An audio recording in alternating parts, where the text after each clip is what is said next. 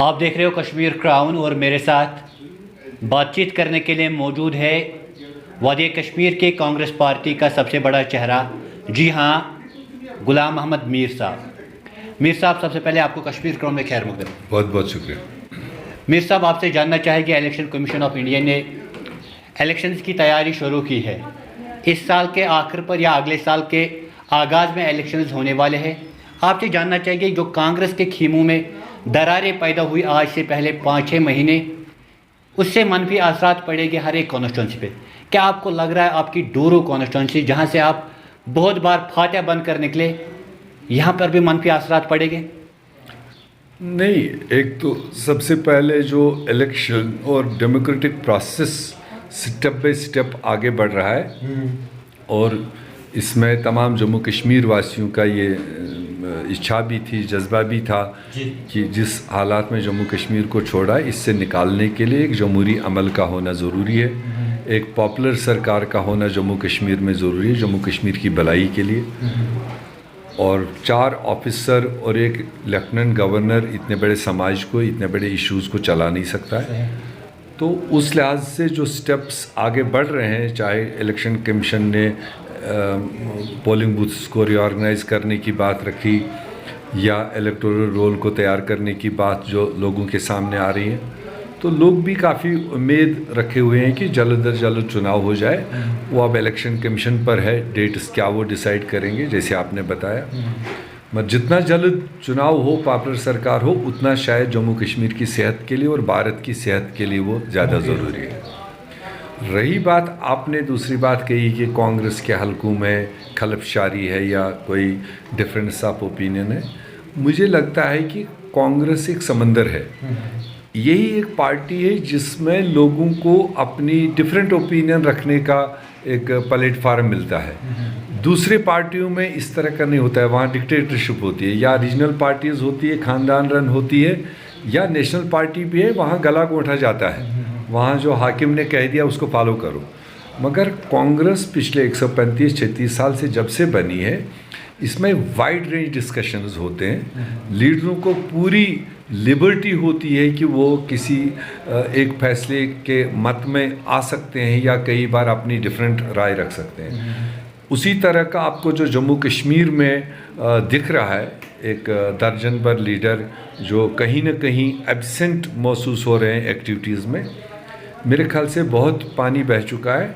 अब आने वाले हफ्ते 10 दिन में आप देखेंगे सेंट्रल लीडरशिप के इनिशिएटिव के साथ में कोई ना कोई जो उनकी बात रही होगी या जो उनकी डिमांड रही होगी, किसी हद तक वो समझते हुए जो पार्टी के बेहतरी के लिए होगा, उसको हमारी पार्टी लीडरशिप खुले खान रखकर जो भी पार्टी के हित के लिए कोई राय होगा, उसको सुनवाई करके, उसको एड्रेस करके पार्टी फोरम्स को मुस्तकम करने का सिलसिला जारी है हमारे यहाँ।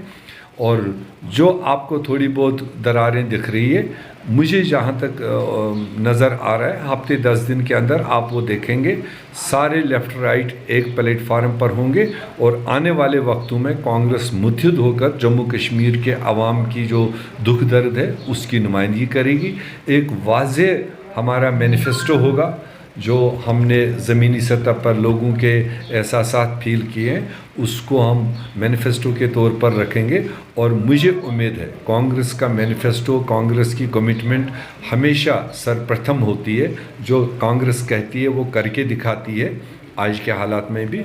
और जब चुनावी प्रोसेस सामने आएगा, मुझे भरोसा है कि कांग्रेस सबसे बड़ी पार्टी के तौर पर उभर के आएगी। मीर साहब, यहाँ पे आपसे जानना चाहेंगे, अगर हम बात करें भाजपा की, तो एब्रोगेशन के बाद उन्होंने दावा किया था कि अब वादी में बदलाव आएगा, नया कश्मीर तमीर करेगी।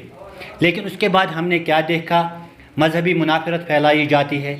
इसके बाद जो सियासतदान सेकुलरिज्म का नारा देते हैं, उनके खिलाफ एनफोर्समेंट डायरेक्टरेट इन्वेस्टिगेशन कर रही है।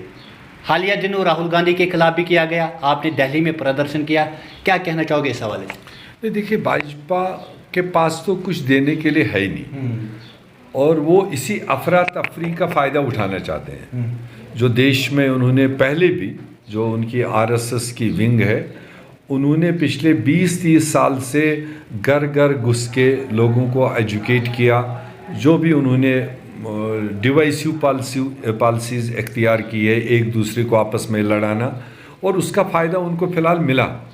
मगर अब देश समझ चुका है, ये देश जिसमें कई सारी लैंग्वेजेस बोली जाती है, कई सारे मज़हब पाले जाते हैं और कई सारे खान पान हैं, अब उनको लगा कि हमें डिवाइड करके सिर्फ बीजेपी अपनी कुर्सी हासिल करना चाहता है। तो ऐसे में देश भी तैयार हो रहा है। आपने देखा अभी रिसेंटली, चाहे वो बीजेपी स्पोक्स पर्सन का एक बेहरमती वाला स्टेटमेंट आया, उसको पूरे देश ने तकरीबन नकारा। यहाँ तक कि कल सुप्रीम कोर्ट का आपने ऑब्जर्वेशन देखा होगा, ये भी अपने आप में एक हिस्टोरिकल, कि जब लोग समझ गए कि इनके म्यादे में क्या है जो देश के हित में नहीं है। तो इस तरह से देश समझ रहा है, और वही साजिश वो यहाँ जम्मू कश्मीर में करना चाहते हैं, अपनी वोट पॉलिटिक्स के खातिर बाकी लोगों को थ्रेटन करना, ईडी भेजना, सीबीआई भेजना, इनकम टैक्स भेजना। वो अब हो गया यूज्ड टू, लोग भी अब उसके यूज्ड हो गए। उसका एक ऑनर होता था, एक दबाव होता था कि एक्सेप्शनल केसेस में। अब जो ये घर घर इन्होंने कर दिया, हर दुकानदार के पीछे, हर छोटे मोटे आदमी के पीछे, हर पॉलिटिकल तो अब लोग उसके यूज्ड टू हो गए कि ये खाली दबाव पॉलिटिक्स है, ये इसमें कुछ लेना देना उनको नहीं है। तो लिहाजा उन चीज़ों का जम्मू कश्मीर की सियासत पर आने वाले दिनों में मुझे नहीं लगता कोई ज़्यादा असर होगा। हाँ, ज़रूर एक चीज़ यहाँ पर है कि अगर जम्मू कश्मीर में सेकुलर फोर्सेस कॉन्शियस नहीं हुए, उनको समझ नहीं आया कि फ़िलहाल हमारी बड़ी लड़ाई डिवाइसिव फोर्सेस के ख़िलाफ़ लड़नी है, और उस चीज़ के लिए जहाँ पर भी हो सके लोगों को फैसिलिटेट करो, कम से कम चॉइस लोगों के सामने हो, ताकि वोट डिवाइड ना हो। भाजपा की पॉलिसी रहती है कि जो नॉन भाजपा वोट है उसको पीसेस में डिवाइड करो ताकि उनकी जीत हो। वो अब यहाँ के सारे सियासतदानों को, सियासी पार्टियों को और अवाम को भी उसको नज़र में रखना पड़ेगा। उसी कड़ी में जैसे आज आपने देखा है, यहाँ पर हमने चीदा 300-400 लोग बुलाए थे, उनकी बात भी सुनी और हमने अपनी बात भी उनको बताया, और ऐसा महसूस हो रहा है कि लोग समझदार हैं, लोगों को वो कंप्लीट समझ है कि हमें कल आने वाले वक्त में किस साइड जाकर के रियासत का फ़ायदा होगा, रियासत का भाईचारा कायम रह सके, हिंदू और मुसलमान आपस में ना लड़े, अमीर और गरीब आपस में ना लड़े। ये सियासत का मतलब नहीं। उस चीज़ के लिए लोग भी कॉन्शियस है जम्मू कश्मीर में, और पॉलिटिकल पार्टीज़ को भी कॉन्शियस होने की ज़रूरत है। मीर साहब, यहाँ पे आपसे जानना चाहेंगे कि तारीखी सालाना अमरनाथ 2022 23 जून से शुरू हो चुकी है और इंतज़ामात कड़े से कड़े किए जा रहे हैं, लेकिन ऐसा लग रहा है कि जैसे पहली बार अमरनाथ यात्री कश्मीर आ रहे हैं और हर एक कश्मीरी अमरनाथ यात्रियों का दुश्मन है। क्योंकि अगर हम बात करें अनंतनाग में जब यात्री आ रहे हैं तो आम लोगों को बहुत ज़्यादा दुश्वारियों का सामना करना पड़ता है। इस हवाले से आपकी रिएक्शन? देखिए, इसमें सबसे पहले तो मरकज़ी सरकार और स्टेट अपैरेटस का उन दावों का पर्दा उठ रहा है, जो वो पिछले 2-3 साल से जो यहाँ पर रिऑर्गेनाइजेशन के बाद में जो उन्हें हालात बनाए, और लगातार 70 मिनिस्टर ला कर के उनने इस सरजमीन पर कहा कि अब सब कुछ नॉर्मल है, यहाँ पर हमने सब कुछ कंट्रोल किया, हालात बेहतर हो गए। मगर उनके उन खुद के दावों को ये पर्दा उठा रहा है कि जो एक ट्रेडिशनल अमरनाथ यात्रा जो पहली बार नहीं हो रही है, ये सदियों से, हज़ारों साल से चलती आई है, जो एक हिंदू मुसलमानों का एक संगम है। ये शायद दुनिया में भी अपनी मिसाल आप है कि जहाँ पर एक बरादरी के लोग आस्था लेकर के वहाँ दर्शन करने के लिए आते हैं, और दूसरी बरादरी के लोग उनको कंधों पर उठा करके उनको फैसिलिटेट करते हैं। और ये सदियों से चलाया हुआ माहौल जो है भाईचारा, वो आज भी कायम है। आज भी इतना पीछे से ये कितना उसको वो मतलब भूत टाइप बना के ला रहे हैं, तो भी आज के दिन पर भी वही दूसरे धर्म मुसलमान लोग वहाँ पर घोड़ा भी लेकर चल रहे हैं, पिट्ठू भी लेकर चल रहे हैं, डांडी भी लेकर चल रहे हैं, सब सुख दुख में काम कर रहे हैं। और उससे भी बड़ा चीज़, जब नागहानी आफतें आती हैं उस वक्त घर घर के लोग निकलते हैं और ऐसे में अपने मेहमानों को मेहमान नवाजी करते हैं। ये बात हमने अभी रिसेंटली एलजी साहब ने बुलाया था ऑल पार्टीज़ को, ये हमने उनको समझाया। हमने कहा चूँकि आप पहली बार ये अमरनाथ यात्रा चला रहे हैं, ऐसा नहीं लगना चाहिए। ठीक है, खतरात हो सकते हैं, चैलेंजेस है, चैलेंजेस को मुकाबला करना सरकार का काम है, मगर ऐसा नहीं लगना चाहिए कि आप यात्रा चला रहे हैं। ये होस्ट जो लोग हैं, जो लोकल लोग हैं, हमेशा उन्होंने वेलकम के साथ इस यात्रा को चलाई, जनरल पब्लिक ने। तो होस्ट को ये नहीं लगना चाहिए कि ये यात्रा के खातिर जंग हमारे साथ लड़ रहे हैं। तो उनके पास क्या इनपुट्स होंगे वो हमारे पास नहीं है। उन्होंने ज़रूर कहा कि हम भी चाहते हैं ये फ्रेंडली यात्रा निकले, मगर कुछ जो एजेंसीज जो ज़मीनी सतह काम करते हैं उनके पास क्या इनपुट होगा, हो सकता है हफ्ता 5 दिन में धीरे धीरे ये ईज़ आउट करेंगे। मगर शुरुआत में चूँकि 2-3 साल के बाद ये यात्रा शुरू हुई थी, उसमें अगर कहीं इनकन्वीनियंस हुई होगी लोगों को, उसको मैं मॉनिटर कर रहा हूँ और उसको हम दुरुस्त करने की कोशिश करेंगे।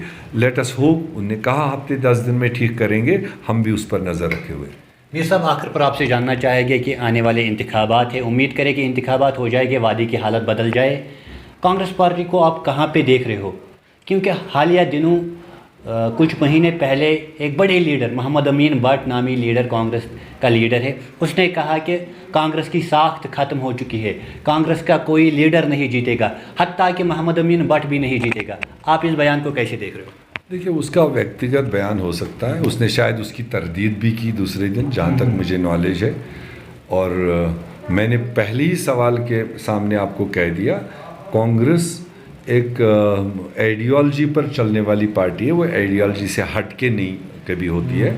और दूसरी बात, जितना जम्मू कश्मीर के तकलीफ़ों को कांग्रेस पार्टी और कांग्रेस पार्टी की लीडरशिप समझती है, टॉप लीडरशिप, उतना शायद देश में कोई दूसरी पार्टी या स्टेट लेवल पर, वो तो पावर के लिए पॉलिटिक्स करते हैं, मगर जो हमारे इंटरनल इश्यूज़ है उसको जितना कांग्रेस पार्टी समझती है, मैं यकीन के साथ कह सकता हूँ दूसरी किसी पार्टी में वो जज्बा नहीं है। और मुझे मेरे लीडर राहुल गांधी जी का लगातार पिछले, जब से मैं प्रेसिडेंट हूँ तब से, जब जब उन्होंने जम्मू कश्मीर का रिव्यू लिया, जो संजीदगी के साथ में, जो सिंसियरिटी के साथ में उसने जम्मू कश्मीर के यूथ्स के लिए, जम्मू कश्मीर के गरीबों के लिए, जम्मू कश्मीर के आम आदमी के लिए जो जज्बा उनके अंदर है to do something for the people of Jammu and Kashmir, मैंने शायद किसी और लीडर में नहीं देखा।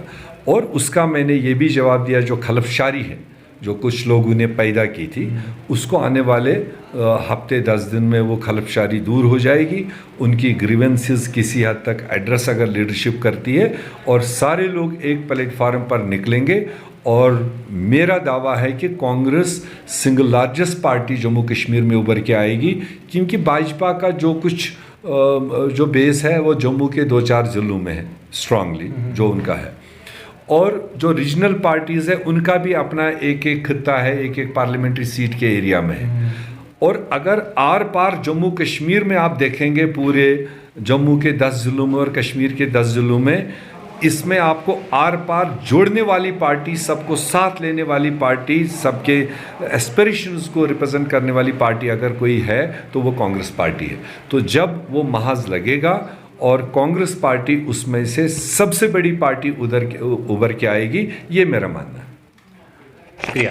बात करने के लिए हमारे साथ मौजूद थे GM मीर। इन्होंने एक बड़ा बयान पेश किया कि आने वाले इंतखाबात में कांग्रेस बड़ी पार्टी उभर कर निकलेगी, और कांग्रेस पार्टी वाहिद पार्टी है जो जम्मू कश्मीर के लोगों के जज्बात, एहसासात को अच्छे तरीके से समझ रही है। आप देखते रहे कश्मीर क्राउन। मुझे दीजिए इजाज़त। अल्लाह निगहबान। कश्मीर में पहली बार ई ड्रग स्टोर ऐप डाउनलोड कीजिए अभी, क्योंकि हमें आपकी सेहत का ख्याल है। अब ऑनलाइन दवाइयों के लिए ऑर्डर कीजिए ई ड्रग स्टोर ऐप पर। इतना ही नहीं, बल्कि हर दवाई पर ई ड्रग स्टोर आपको दे रहा है 15% का डिस्काउंट। डाउनलोड कीजिए ऐप कश्मीर के किसी भी कोने से, चाहे आप हॉस्पिटल में हैं या अपने घर में। ई ड्रग स्टोर आपकी सेहत का साथी। मजीद जानकारी के लिए कॉल कीजिए 9873 108 158।